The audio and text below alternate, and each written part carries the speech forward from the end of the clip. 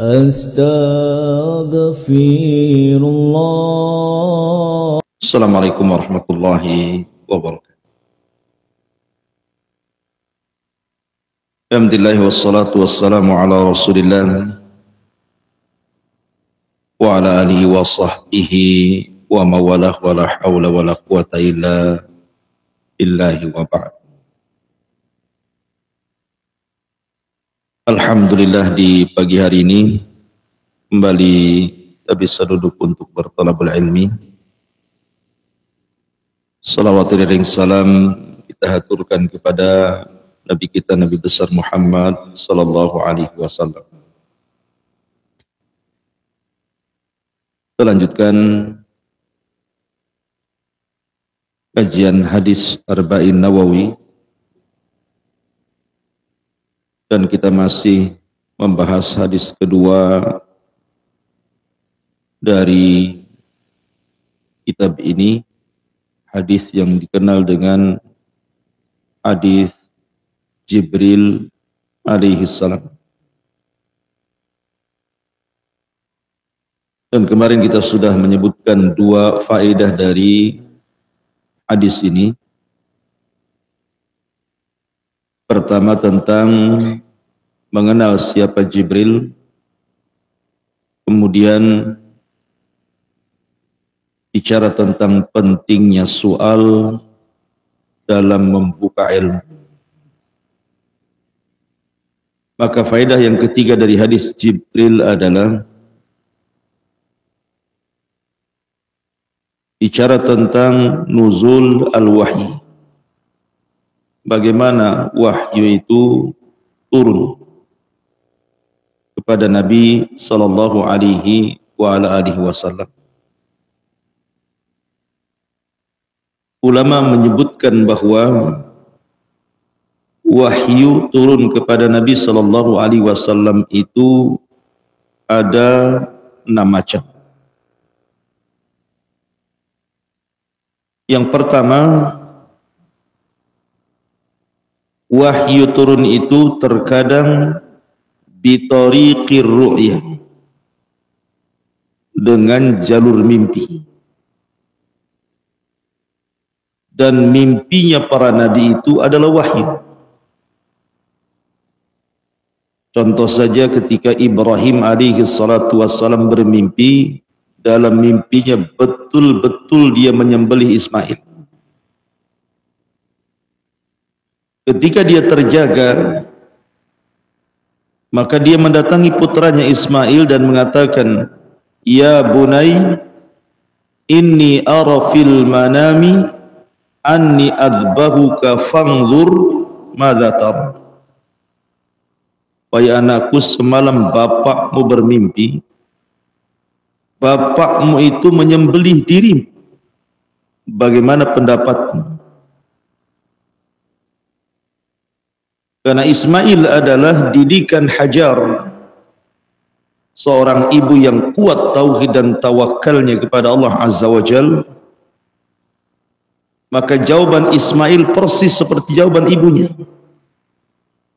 Ketika ibunya ditinggalkan di sebuah lembah padang pasir yang tidak ada pohon dan tidak ada apapun di situ, yang bisa saja mengancam kematian, tapi karena Hajar tahu itu perintah Allah Subhanahu wa taala, maka dia hanya mengatakan, "Idzan lan yudayyi'un Allah." Pergi engkau wahai Ibrahim, kalau ini perintah Allah, dan ku yakin Allah tidak mungkin menyia-nyiakan diriku. Maka jawaban Hajar ini terulang dengan jawaban Ismail. Ketika Ibrahim alaihi salatu wassalam bermimpi, dalam mimpinya menyembelih putranya, apa jawaban Ismail? "Ya abatif al-ma tu'mar satajiduni insyaallahu minas sabirin." Wahai ayahku, kalau ini perintah Allah, lakukan saja, jangan ragu. Dan engkau akan mendapati diriku termasuk hamba Allah yang sabar. Ada yang mengatakan ketika dia mengatakan satajuduni insyaallahu minas sabirin di sini, Jadi Ismail ketika dapat perintah dari Allah lewat Ibrahim untuk disembelih, dia sendiri yang pulang ke rumah mengambil pisaunya, kemudian pamitan sama ibunya. Kemudian setelah itu diserahkan pisaunya kepada Ibrahim ayahnya. Kemudian dia meminta kepada Ibrahim satu, agar mengikatnya. Sebab kalau tidak diikat kesakitan lari nanti. Yang kedua, disembelih dari arah tengkuknya, bukan dari arah lehernya. Sebab kalau dari arah lehernya nanti ayahnya melihat mukanya kasihan, tak jadi disembelih. Tiga, agar Ibrahim menyingsingkan bajunya, supaya darahnya tidak terkena bajunya yang kalau dilihat ibundanya maka dia akan sedih. Inilah makna satajiduni insyaallahu minas sabirin. Jadi Ibrahim alaihi salatu wassalam bermimpi, berarti mimpinya para nabi itu wahyu. Persis seperti yang dialami Nabi sallallahu alaihi wasallam sebelum diangkat menjadi nabi dan rasul. Didahului dengan apa? Irhasat. Irhasat itu kata lain daripada mukjizat. Ya, Nabi sallallahu alaihi wasallam sebelum didatangi Jibril itu selalu bermimpi. Mimpinya itu seperti falak subuh. Maksudnya seperti falak subuh itu setiap malamnya bermimpi, besoknya menjadi kenyataan mimpinya. Jadi apapun yang dimimpikan Rasul itu kejadian gitu. Kalau kita kan tidak, ya kan? Kalau kita mimpi di malam hari belum tentu kejadian dalam mimpi itu. Antum mimpi dikejar ular, besoknya yang ngejar bukan ular kan gitu. Lain pula yang dikejar antum. Jadi kadang mimpi kita dengan kenyataan berbeda. Tapi mimpinya Nabi itu setiap mimpi persis kejadian terulang dalam kenyataannya. Itu disebut kal falaki subhi, seperti falak subuh. Dan itu jalur wahyu pertama. Mimpinya para nabi adalah wahyu. Kemudian yang kedua, yang paling berat bagi Nabi sallallahu alaihi wasallam adalah wahyu turun seperti salsalatil jaras, seperti rantai yang dipukul-pukulkan di batu. Jadi Nabi sallallahu alaihi wasallam kalau datang wahyu seperti ini, ada suara yang menggemuruh gitu ya, seperti salsalah jarah, seperti rantai-rantai besi yang dipukul-pukulkan di batu. Kita saja kan kadang-kadang dengar suara, ada suara-suara tertentu yang kalau kita dengar itu gimana rasanya gitu. Dan itu yang paling berat yang dialami Nabi sallallahu alaihi wasallam. Karena Aisyah radhiyallahu anha mengatakan kalau cara seperti ini sampai kepada Rasul di musim dingin saja Rasul bisa keringatan. Kalau cara wahyu seperti ini, Aisyah radhiyallahu anha mengatakan bahkan di musim dingin sekalipun, kita tahu musim dingin sana beda dengan sini, ekstrim di sana. Itu Nabi SAW bisa berkeringat. Asyrul muslimin yang dimuliakan Allah Azza wa Jalla. Dan itu terjadi ketika kasus hadithul ifki. Hadithatul ifki. Ifki itu artinya berita hoax tentang Ummul Mukminin Aisyah radhiyallahu anha yang dituduh berzinah dengan seorang sahabat namanya Safwan ibnu Mu'attil. Jadi Nabi sallallahu alaihi wasallam diuji oleh Allah Azza wa Jalla bahwa wanita yang selama ini dicintainya, sebagaimana riwayat Amr bin As radhiyallahu an ketika ditanya Rasul, siapa wanita yang Anda cintai? Kata Rasul, Aisyah. Tiba-tiba wanita yang dicintainya dituduh berzina dengan Safwan ibn Mu'attil. Karena ketika Aisyah radhiyallahu anha pulang dalam peperangan, dia ingin buang hajat di tengah padang pasir itu. Kemudian dia pun menjauh dari manusia. Dikiranya Aisyah sudah kembali ke rumah-rumahan di atas unta, ditinggal pasukan. Tapi Aisyah cerdas, dia tidak mengikuti pasukan itu. Dia tetap tinggal di situ. Karena dia tahu bahwa kalau seandainya pasukan tahu dia tidak ada di situ, pasti akan balik menjemput dia. Lah ketika Aisyah radhiyallahu anha menunggu itulah, tiba-tiba ada sahabat namanya Safwan ibn Mu'attil ketinggalan pasukan. Ada yang mengatakan karena dia tertidur. Suka tidur Safwan ibn Mu'attil. Akhirnya ketika tertidur dia ketinggalan pasukan, ngejar dari belakang.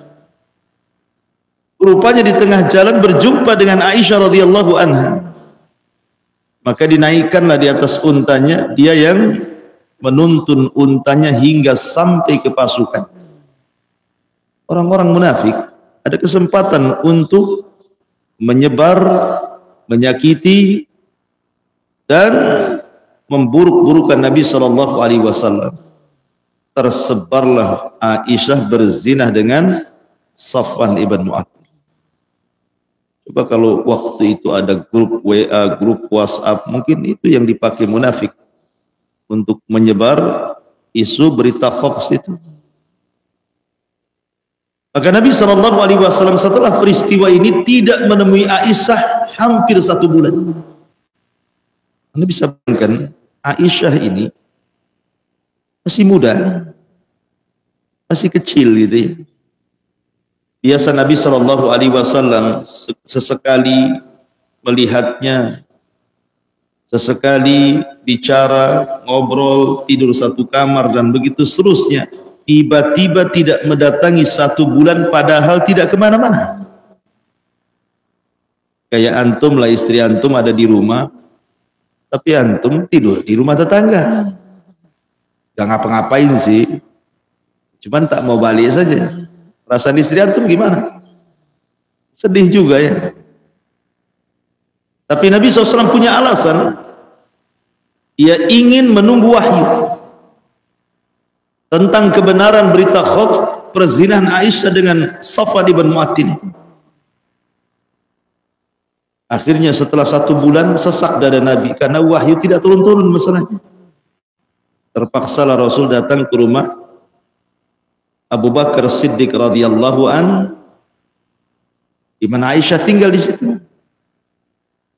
Maka di situ ada Aisyah, ada ayahnya Abu Bakar, ada istrinya Ummu Ruman, dan ada pembantunya. Jadi Nabi SAW menemui Aisyah radhiyallahu anha dan bertanya 2 hal. Dan pertanyaan Rasul ini seolah-olah Rasul terpengaruh dengan orang-orang munafik masalahnya. Kata Nabi SAW, ya Aisyah, la in kunti lamamti bidham fastaghfirillah. Fa innal 'abda idza taballahu alaihi. Wahai Aisyah, kalau engkau memang melakukannya, maksudnya betul berita itu, kau tinggal bertobat. Sebab Allah apabila melihat hambanya bertobat, pasti akan diterima tobatnya. Kata-kata ini seolah-olah Rasul kan terpengaruh kan. Kenapa dia bicara seperti itu? Tetapi kata Nabi SAW, tapi kalau engkau tidak melakukannya wahai Aisyah, fasayubarri'ukillah fawqa sab'as samawat. Tapi kalau engkau tidak melakukannya, aku yakin Allah akan membersihkan namamu dari 7 atas langit sana. Tetapi kan di sini ada 2 pilihan masalahnya, ngaku atau tidak. Kan itu. Mau mengakui atau tidak. Jadi seolah-olah tidak ada pilihan lain. Aisyah radhiyallahu anha yang tidak merasa melakukan itu, tentu Aisyah radhiyallahu anha bingung bagaimana cara jawabnya. Makanya dia melirik kepada Abu Bakar ayahnya, "Ya abi, ajibi anni Rasulullah." Wahai ayahku, tolong jawab pertanyaan Nabi. Tapi Abu Bakar, apalah jawaban yang bisa dilontarkan kecuali hanya menangis. Ketika ayahnya tidak ada pembelaan, Aisyah radhiyallahu anha melirik ibundanya, "Ya umma, ajibi anni Rasulullah." Wahai ibuku, tolong bantu jawab. Ibunya pun sama, dia bisa menangis. Ketika tidak ada pembelaan dari ayahnya, tidak ada pembelaan dari ibundanya, Rasul mendesak dengan sebuah jawaban. Apalah yang bisa dilakukan anak kecil seumuran Aisyah yang ketika itu belum dewasa? Dia hanya mengambil selimut sambil menangis dan mengatakan, apalah yang harus aku katakan kecuali seperti perkataan Ya'qub. Dia lupa nama Ya'qub karena li sighari sinni, karena masih kecil usianya, sehingga dia sebut bapaknya Yusuf. Illa kama qala Abu Yusuf. Tidaklah apa yang bisa kuucapkan kecuali apa yang dikatakan ayahnya Yusuf, maksudnya Ya'qub. Fasabrun jamil wallahu musta'an ala ma tasif. Sabar itu indah dan Allah pasti akan menyingkap hakikat kebenaran. Kemudian masuk ke selimut, nangis. Namanya perempuan, apalah yang bisa dilakukan? Begitulah dia perempuan. Ada masalah pasti nangis. Ikut perasaannya. Ketika itu Rasul gemetar. Nah, disitulah Rasul hendak mendapatkan wahyu, kasalsalatil jaras, mendengar suara yang sangat menakutkan bagi Rasul dan hanya didengar Rasul tentunya. Tiba-tiba Nabi SAW berkeringat dahinya dan mengatakan, abshiri ya Aisyata fa innallaha yubarri'uki fawqa sab'as samawat. Berbahagialah wahai Aisyah, Allah baru saja memberitahu dan membebaskan tuduhan mereka kepadamu dari atas 7 lapis langit sana. Turunlah surah Nur ayat 1 sampai 9. Dan ayat ini membersihkan nama Aisyah radhiyallahu anha. Ini terkadang wahyu turun seperti itu. Kemudian yang ketiga, terkadang wahyu itu langsung malaikat Jibril memasukkan ke dalam qalbun Nabi, ke dalam hati Nabi. Seperti ketika Nabi SAW berdialog dengan Ibnu Sayyad, Saf, anak kecil yang dianggap Dajjal di zaman Rasul. Karena kan Nabi itu kalau cerita Dajjal itu hampir tiap hari. Jadi saking seringnya cerita tentang Dajjal itu, jadi sahabat ketakutan. Seolah-olah jangan-jangan Dajjal itu sudah ada di sekitar kebun-kebun kurma Madinah. Jadi ada anak kecil, anak orang Yahudi, namanya Ibnu Sayyad atau disebut dengan Saf. Nabi mengajak Umar, Abu Bakar dan beberapa para sahabatnya ingin mengintai apakah betul Ibnu Sayyad itu Dajjal atau bukan Dajjal. Setelah berjumpa dengan Ibnu Sayyad, anak kecil itu, maka Rasul ingin ngetes dia. Ketika itu Jibril sudah menurunkan wahyu dengan langsung meletakkan di hati Nabi SAW suratul Dukhan, surah Dukhan. Jadi kata Nabi kepada Ibnu Sayyad, "Ya Ibnu Sayyad, wa Ibnu Sayyad, inni khaba'tu laka khab'an." Sesungguhnya di hatiku sudah terdapat beberapa kalimat. Coba tebak apa itu? Kata Ibnu Sayyad, duh. Dia tidak bisa menyebut dukhan. Tapi sudah benar di awalnya kan? Dukhan artinya. Maka Rasul mengatakan, ikhsha falan ta'dua qadrak. Menyingkir kamu, kau tidak bisa menyingkap apapun dalam isi hati. Dari sini Nabi SAW mendapatkan wahyu Dukhan, surah Dukhan, diletakkan langsung oleh Jibril dalam hati Nabi SAW. Ini sudah 3. Yang keempat, seperti hadis Jibril yang kita bahas. Terkadang Nabi SAW mendapatkan wahyu itu ala tariq seperti yang terjadi dengan hadis Jibril. Malaikat datang tasyakul dengan manusia, kemudian menyampaikan wahyu Allah. Dan ini yang paling banyak. Di mana Jibril datang kepada Nabi SAW ala surat Dihiyah ibn Khalifah al-Kalbi. Kebanyakan Nabi SAW menyerupai seorang sahabat ganteng orang muhajirin namanya Dihiyatul Kalbi. Itu yang banyak dilakukan ketika Nabi SAW mendapatkan wahyu. Atau dalam bentuk yang disebutkan dalam hadis Jibril ini. Rajulun syadidu bayadi thiyab syadidu syawadi sa'ri la yura alaihi asaru safar wa la ya'rifuhu minna ahad.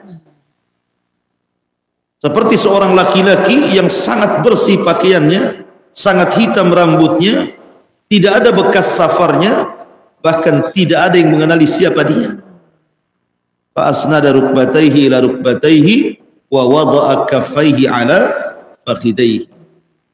Tiba-tiba datang ke hadapan Rasul, meletakkan lutut dia dengan lutut Nabi, meletakkan tangan di atas kedua paha Nabi. Akrab sekali dengan Rasul. Ini yang keempat. Kemudian yang kelima, dan ini jarang, Nabi SAW diperlihatkan bentuk asli Jibril. Dan itu hanya 2 kali saja. Pertama,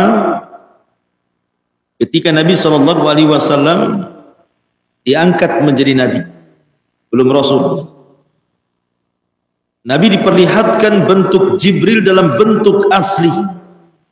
Ketika Nabi SAW kemudian dipanggil di atas langit oleh Jibril, Rasul mendongak ke langit.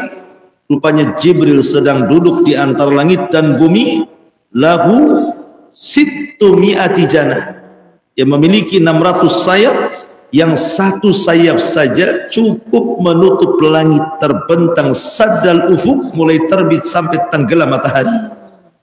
Besarnya Jibril. Yang kedua saat peristiwa Isra dan Mi'raj. Laqad ra'ahu nazlatan ukhra inda sidratil muntaha. Rasul melihat Jibril kedua kalinya di Sidratil Muntaha. 2 kali saja Rasul melihat bentuk asli Jibril. Masyarul muslimin yang dimuliakan Allah Azza wa Jalla. Sudah berapa tadi? Sudah 5. Kemudian yang nomor 6, yang terakhir, kita kenal dengan hadis Qudsi, di mana Allah Subhanahu wa taala langsung berdialog dengan Nabi. Hadis Qudsi itu kan tanpa perantara Jibril. Allah langsung berdialog dengan Nabi. Makanya di antara 25 Nabi dan Rasul, ada di antara 3 dari 25 Nabi dan Rasul itu yang disebut Kalimur Rahman. Nabi yang langsung face to face bicara dengan Allah. Pertama Adam alaihi salatu wassalam disebut juga Kalimur Rahman. Kemudian Musa disebut juga Kalimur Rahman. Kemudian Rasul kita Muhammad SAW juga disebut Kalimur Rahman. Nabi yang berdialog langsung tanpa perantara Jibril dengan Allah. Tetapi gelar Kalimur Rahman lebih banyak disematkan kepada Nabi Musa. Karena dia yang paling banyak berdialog dengan Allah, sampai Al-Quran menyebutnya wa kallamallahu Musa taklim. Dan Allah selalu mengajak bicara dengan Musa, sehingga Musa digelari Kalimur Rahman. Ini faedah yang ketiga bagaimana turunnya wahyu, salah satunya hadis Jibril. Baik. Ketika kemudian Jibril datang kepada Nabi sallallahu alaihi wasallam, langsung bertanya, "Ya Rasulullah, wahai Rasul, apa itu Islam?" Maka di sini Nabi sallallahu alaihi wasallam ingin menjelaskan Islam secara lebih khusus. Karena Islam itu memiliki tiga makna. Makna umum, makna khusus, makna akhas. Ada makna umum, makna khusus, makna lebih khusus lagi. Jadi Rasul menjawab dengan makna Islam yang lebih khusus lagi. Karena Islam secara umum maknanya adalah setiap agama yang dibawa para nabi dan rasul, agama mereka itu Islam. Karena para nabi dan rasul itu adalah bersaudara, mereka satu bapak, cuman beda ibu. Nahnu ma'asyiral anbiya ikhwatun lil allat, kata Rasul. Abuna wahid wa ummuna syatta. Kami para nabi itu satu bersaudara, satu bapak, tetapi bapak kami satu, ibu kami yang berbeda. Dan semua para nabi itu mendakwahkan dakwah yang sama. Walaqad ba'atsna fi kulli ummatir rasulan an ya'budullaha wajtanibut taghut. Dan kami utus pada tiap-tiap umat ini seorang rasul, tugas mereka sama. Ani'budullah, tauhidkan Allah dan jauhi sesembahan selain daripada Allah alias tauhid. Semua seperti itu. Makanya semua agama yang dibawa para nabi itu faqulu syahadu bi anna muslimun, disebut Islam. Ini makna umum. Adapun makna khusus, agama yang hanya dibawa Nabi sallallahu alaihi wasallam. Makanya Allah mengatakan dalam Al-Quran, wa man yabtaghi ghairal islami dinan falan yuqbala minhu wa huwa fil akhirati minal khasirin. Inna dina indallahil Islam. Siapapun yang mencari agama selain daripada Islam, agama yang dibawa Nabi Muhammad sallallahu alaihi wasallam, satu tidak akan diterima, pelakunya rugi. Kenapa di sini Allah mengatakan falan yuqbala minhu, tidak akan diterima agamanya, dan dia termasuk orang yang rugi? Kenapa tidak termasuk orang ahli nar, ahli jahannam? Tapi disebut neraka saja. Karena orang yang mencari agama selain daripada Islam, mereka sudah lelah letih siang malam ibadah dengan jiwa mereka, dengan harta mereka. Ujung-ujungnya ala unabbi'uka bil akhsarina a'mala alladzina dhalla sa'yuhu fil hayatid dunya wa hum yahsabuna annahum yuhsinuna sun'a. Maukah ku habarkan, kata Allah, amalan yang paling sia-sia. Mereka sudah lelah letih tetapi sia-sia. Allah katakan alladzina dhalla sa'yuhum fil hayatid dunya. Orang-orang yang sudah lelah letih menghabiskan waktu, biaya, tenaga, tetapi amalannya sia-sia dan mereka masih mengatakan bahwa kami melakukan amalan kebaikan. Dia sangka dia di atas kebaikan, tetapi hakikatnya dia melakukan amalan yang sia-sia. Maka ini disebut orang yang tidak ikut agama Rasul itu rugi, gitu ya. Udah rugi gitu, udah hari-hari tahu-tahu masuk neraka juga. Amilatun nasibah tasla naran hamiyah. Amilatun nasibah, dia banyak beramal sampai lelah. Amilah itu banyak beramal, nasibah itu lelah. Tapi ujungnya apa? Tasla naran hamiyah, masuk juga ke neraka hamiyah gitu. Jadi agama yang dibawa Nabi itu agama Islam. Ini makna khusus. Makna akhas, makna yang lebih khusus lagi. Nah inilah Rasul menjelaskan kepada Jibril dan menjelaskan di hadapan para sahabat bahwa Islam itu kau syahadat, kau sholat, kau puasa, kau zakat, kau haji. Itu makna akhas namanya. Islam secara lebih khusus lagi. Adapun apa maknanya sholat, zakat, puasa nanti akan dijelaskan hadis berikutnya. Kita meloncat saja biar tidak kepanjangan.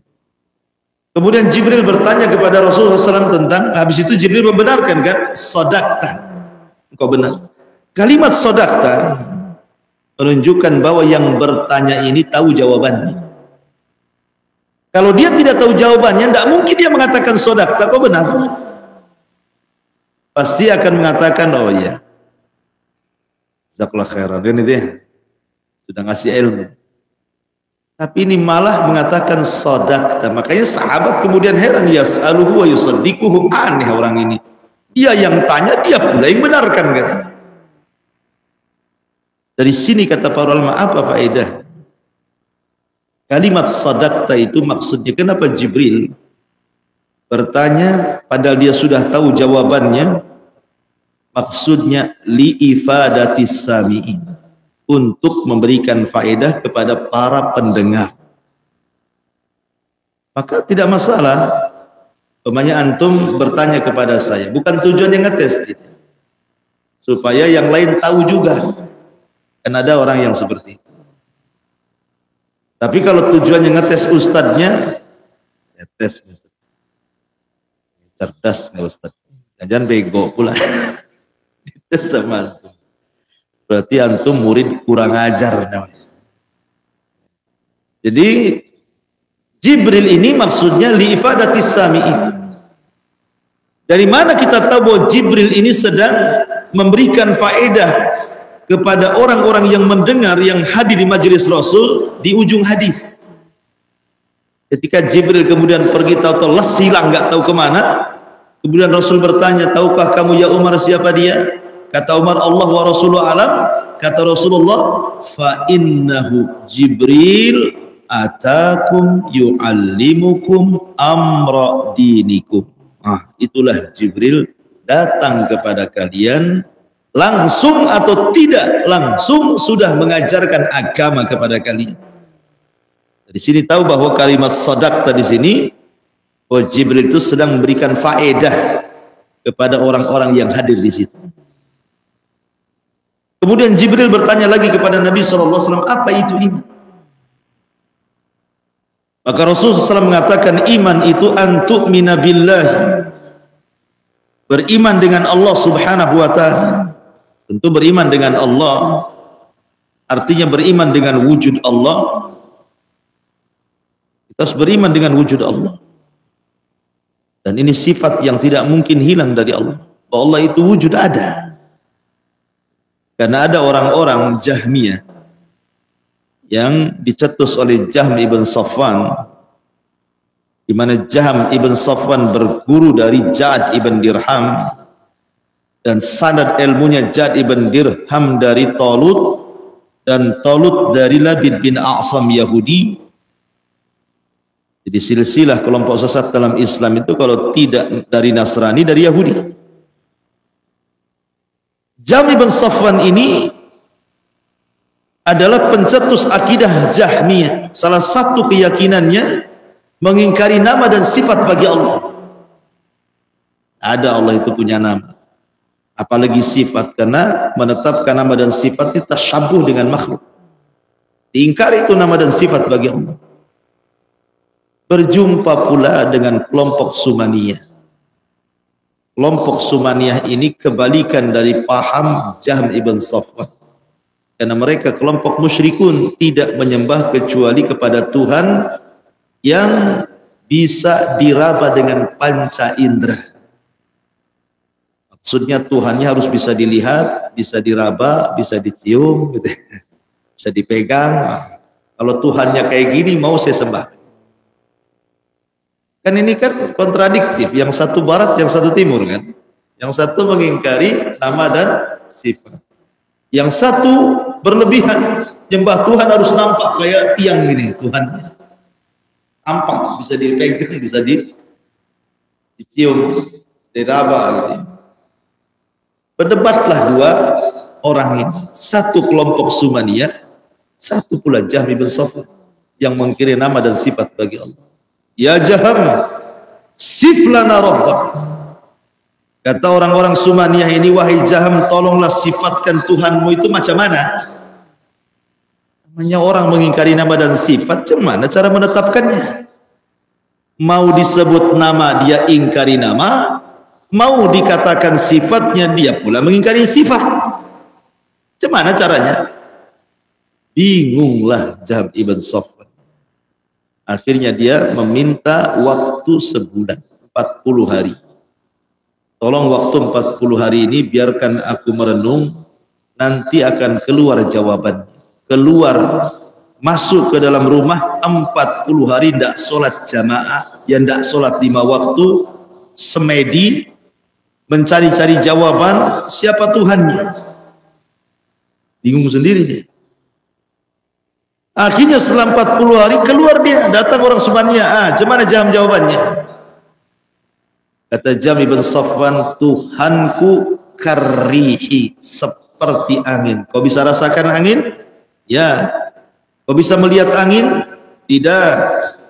Berarti sesuatu yang tidak bisa dilihat belum tentu bendanya tidak ada. Tetapi bagaimanapun Jahm ibn Safwan terjerumus kepada kaedahnya sendiri. Dia kan mengatakan tidak ada nama bagi Allah, tidak ada sifat bagi Allah. Ketika dia mengatakan Tuhannya seperti angin, berarti dia menetapkan satu sifat bagi Allah disebut wujud. Gitu ya. Berarti Allah ada, dan ada itu sifat Allah. Mau lari kemana? Minimalnya orang yang mengingkari nama dan sifat itu tidak mungkin mengingkari sifat wujud. Walaupun dia istilahkan seperti angin, tetap saja hakikatnya dia mengatakan Allah itu ada. Berarti tidak istiqomah kan kaedahnya itu. Karena orang Sumaniyah kan menetapkan Tuhan yang bisa nampak diraba. Makanya dia mengatakan bukan berarti Tuhan yang kusembah kalian tidak lihat itu tidak ada, katanya. Dia ada. Dia masuk menabrak kaedahnya menetapkan wujud bagi Allah. Artinya mereka membantah, lah kau kan mengingkari nama dan sifat. Ketika kau mengatakan seperti itu berarti Allah memiliki sifat namanya wujud. Bingung lagi dia. Stres. Akhirnya keluar jawaban yang aneh. Kata Jahm bin Safwan, Tuhanku laisa bidakhilil alam wala kharijih. Tuhanku itu tidak di dalam alam dan tidak di luar alam. Begitu di mana? Stres jawabannya. Oh, Tuhanku itu enggak di alam, tidak di dalam alam, tidak di luar alam, katanya. Begitulah ikhwatu fiddin. Orang kalau tidak berpijak kepada Quran Sunnah, dia sendiri bingung, orang lain lebih bingung lagi. Jadi minimal wujud Allah tidak bisa diingkari manusia, orang sesat sekalipun. Dan keimanan kepada itu yang pertama kali kita imani tentang wujud Allah Azza wa Jalla. Dan alam semesta ini bukti bahwa Allah itu ada. Alam semesta ini. Afala yanzuruna ilal ibili kaifa khuliqat wa fi anfusikum afala tubsirun. Dalam diri kita saja ketika kita ngaca gitu ya. Kalau orang berpikir bagaimana Allah Subhanahu wa taala merangkai persendian-persendian kita ini, kemudian oksigen dan yang semacamnya, tentu dari situ saja kita bisa melihat bahwa kita tidak mungkin tercipta begitu saja. Pasti di sana ada wujud Allah sang pencipta gitu. Apalagi dengan membaca Quran, membaca ayat-ayat alam, makin yakin lagi bahwa ada namanya Tuhan yang menciptakan kita. Kemudian juga beriman dengan rububiyah Allah, beriman dengan uluhiyah Allah, beriman dengan nama dan sifat bagi Allah. Nah, itu disebut ma'rifatullah, melihat, mengenal siapa Tuhan kita. Antu'mina billahi, kemudian wa malaikatihi, beriman dengan para malaikat Allah. Beriman kepada para malaikat Allah, ya beriman kepada malaikat-malaikat yang dikenal namanya. ataupun malaikat-malaikat yang tidak dikenal namanya. Karena jumlah malaikat itu banyak sekali. Banyak sekali. Ketika Adam hendak diciptakan malaikat, hendak diciptakan Allah, malaikat kan tahu tuh kabarnya itu. Dia datang kepada Allah Subhanahu wa ta'ala dalam bentuk al-ardu. Dia mengatakan, ya Rabb, ataj'alu fiha man yufsidu fiha wa yasfiku dima wa nahnu nusabbihu bihamdika wa nuqaddisu lak. Maka Allah jawab, qala inni a'lamu ma la ta'lam. Jadi ketika Allah mengatakan, saya akan ciptakan satu makhluk yang akan menjadi khalifah di bumi. Kemudian malaikat mengatakan, ya Rabb, apakah engkau akan menjadikan makhluk ini yang kelak akan menumpahkan darah, merusak bumi, sementara kami bertasbih dan memuji. Ini bukan i'tirad. Malaikat bukan hendak i'tirad, itu artinya menentang Allah, tidak. Ini namanya al-ardu. Kan ada al-khabaru, al-ardu, al-amru. Yang dalam bahasa Quran itu ya. Ada sifatnya khobar, Allah ngasih tahu. Itu khobar artinya. Ada sifatnya al-ardu.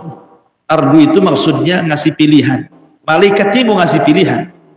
Ya Rabb, kamu kan tahu bahwa ada makhluk yang ada di bumi itu. Sebelumnya kan suka numpain darah, suka ngerusak, maksudnya bangsa jin gitu ya. Kalau memang kau hendak menjadikan khalifah di bumi, jadikan kami saja. Letakkan kami di bumi, biar kami ibadah terus sama kamu, sehingga kau ini tidak ada lagi yang bermaksiat kepadamu. Gimana? Ya, ngasih tawaran gitu ya. Malaikat ngasih tawaran. Itu maksudnya. Bukan malaikat membantah Allah Subhanahu wa ta'ala, bukan begitu maknanya. Malaikat ngasih tawaran. Sudah Rabb, gak usah ciptakan Adam. Biar kami saja yang menempati posisi Adam, kami bertasbih, beribadah, sholat, sehingga nggak ada lagi orang maksiat sama kamu. Nah, kan gitu maksudnya. Tapi Allah mengatakan, inni a'lamu ma la ta'lam. Kamu tidak tahu makhluk yang aku ciptakan ini berbeda, kan itu. Jadi malaikat itu memberikan sejak itulah Allah melihat bagaimana hirsul malaika fil ibadah, semangat para malaikat untuk beribadah. Maka Allah ciptakan satu Ka'bah malaikat yang disebut dengan Baitul Ma'mur. Setiap hari masuk malaikat itu 70.000 tawaf di situ, kemudian keluar tidak pernah kembali. Besoknya datang malaikat dengan jumlah yang sama, malaikat baru, satu hari tawaf, kemudian mereka keluar tidak pernah kembali. Kemudian datang malaikat yang lain yang baru dengan jumlah yang sama, begitu tiap hari. Berapa jumlah malaikat coba? Wa may ya'lamu junuda rabbika illa huwa ma huwa illa dzikra lil bashar. Tidak ada yang tahu jumlah malaikat kecuali Allah. Jadi kita beriman dengan malaikat, dengan wadhaifnya, dengan apa pekerjaan-pekerjaannya, dan mereka adalah junudullah, tentara-tentara Allah. Kemudian wa malaikatihi wa rusulihi, beriman dengan rasul-rasulnya. Dalam hadis Abi Dzar Al-Ghifari radhiyallahu anhu ketika bertanya kepada Rasul berapa jumlah nabi dan rasul, walaupun ada sebagian ulama mengkritik riwayat ini, maka Nabi SAW mengatakan jumlah para nabi itu 1.120.000, ada yang mengatakan 124.000 jumlah para nabi dan rasul 315. Tentu beda nabi dengan rasul. Kalau rasul itu diperintah untuk menyampaikan, kalau nabi tidak. Kalau rasul itu diutus kepada halayak orang ramai, tapi kalau nabi tidak, hanya diutus kepada kaumnya.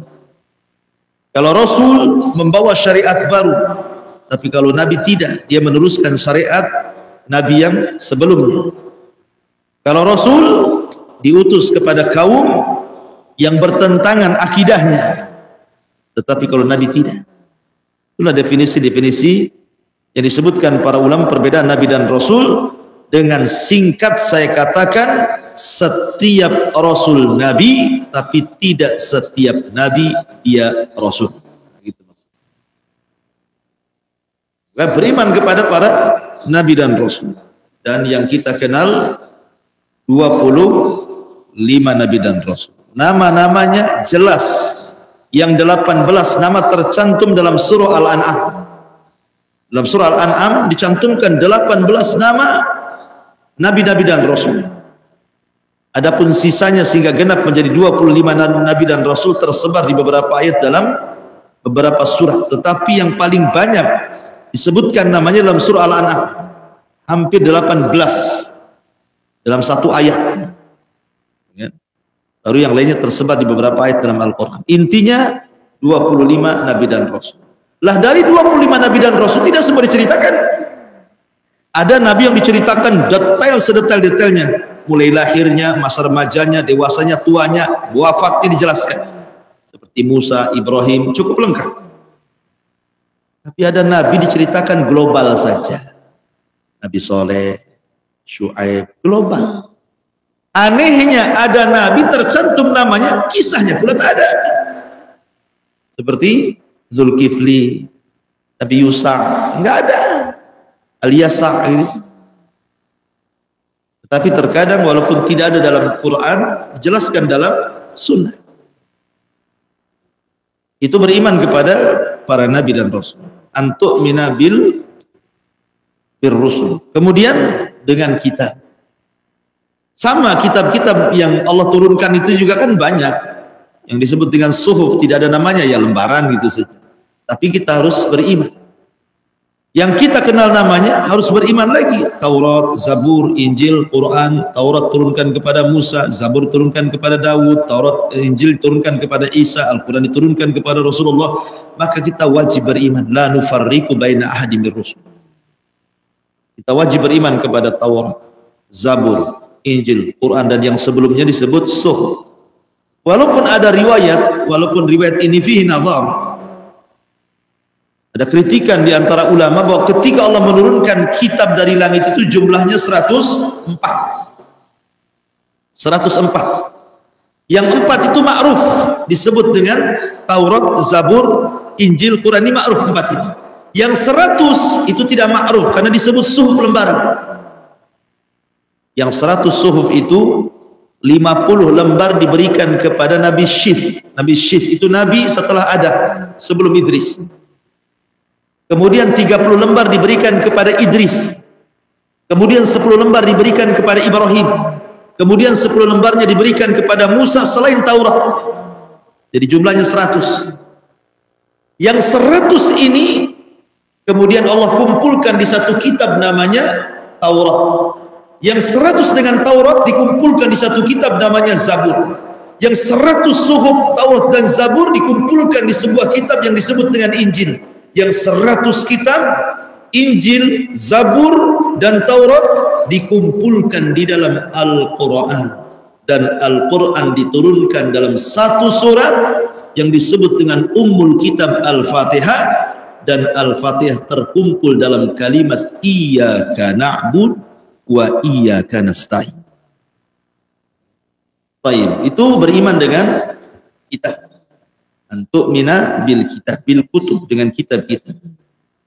Kemudian yang selanjutnya antuk mina bil yaumil akhir, beriman dengan hari akhir.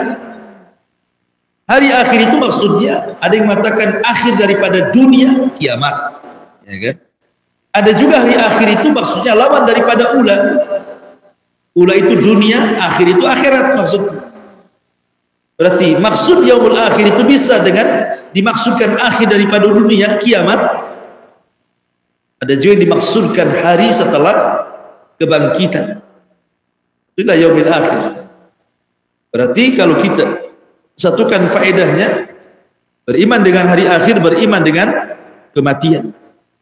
Beriman dengan peristiwa apapun yang terjadi dalam kuburan, mulai dari himpitan kubur, fitnah kubur, azab kubur, nikmat kubur gitu ya. Kemudian sampai kepada beriman dengan apa yang terjadi nanti setelah dibangkitkan manusia, seperti umpamanya beriman dengan adanya kebangkitan, kemudian pengumpulan di padang mahsyar itu ya. Kemudian adanya hisab, adanya mizan, adanya pengambilan catatan amal, macam-macamlah peristiwa-peristiwa sampai kepada beriman dengan al-jannatu wan nar. Maka itu kategori masuk beriman dengan hari akhir.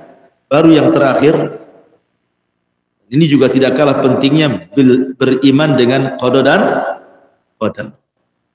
Sebagaimana awal ketika saya memukadimah hadis Jibril tentang kisah seorang qadariyah yang bernama Ma'bad al-Juhani, pendiri madhab qadariyah yang ada di Basrah, yang mengatakan al-amru unuf, bahwa Allah itu tidak sama sekali punya ilmu pengetahuan. Allah itu tahu setelah terjadi. Kalau Allah melihat manusia belum berbuat apa-apa, Allah tidak tahu manusia ini mau maksiat, mau sholat, enggak tahu. Kalau antum sudah sholat, Allah baru tahu antum sholat. Kalau antum maksiat, Allah baru tahu antum maksiat. Berarti dia mengingkari qadar. Al-amru unuf. Makanya Abdullah bin Umar radhiyallahu anhu marah. Kalau engkau mendapatkan kaum yang seperti ini, inni bari'um minhum wa hum bura'u minna. Aku berlepas diri dari mereka, mereka berlepas diri dariku. Seandainya mereka punya gunung Uhud semua emas diinfakkan semuanya, maqabilallah, tidak akan diterima sedikit pun infak itu kepada Allah. Karena mereka mengingkari takdir sampai mereka beriman dengan takdir.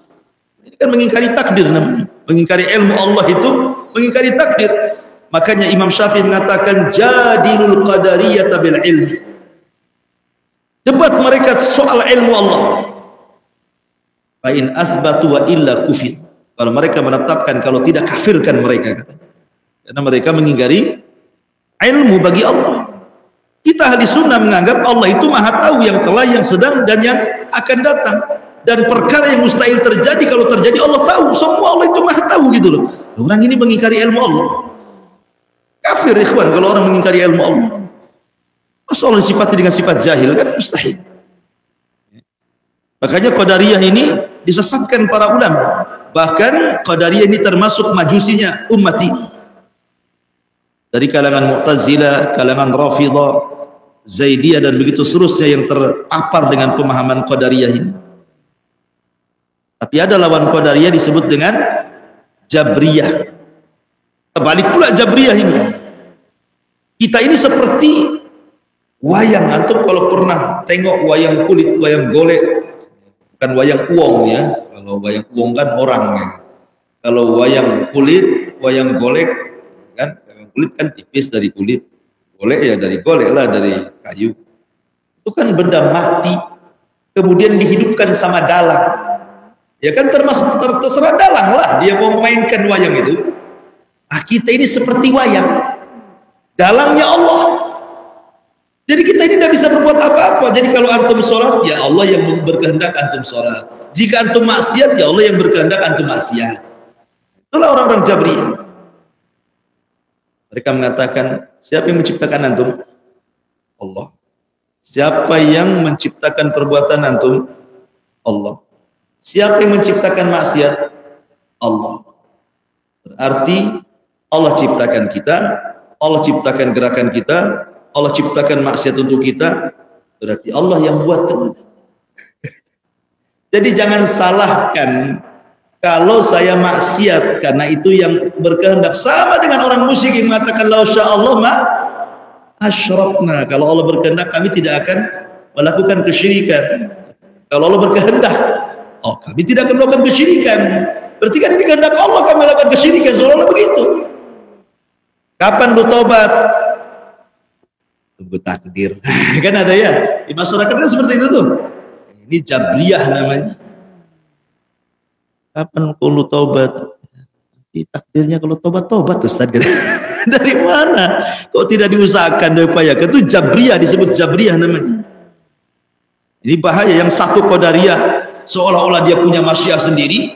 Allah tidak tahu, dia yang berkehendak gitu ya. Yang satunya pula semua kehendak Allah semuanya. Dia nggak bisa apa-apa. Seperti pohon kalau dihempas angin, belok sana belok sini, tergantung angin katanya ya. Nah ini dua-duanya nggak benar. Di sunnah tengah-tengah di antara qadariyah dan Jabriyah. Wallahu alam, ini diantara al-iman bil qadar. Masih ada satu pertemuan lagi besok. Habib Jibril. Subhanaka bihamdika asyhadu an la ilaha illa anta astaghfiruka wa atubu ilaik. Allahu ta'ala. Assalamualaikum warahmatullahi wabarakatuh.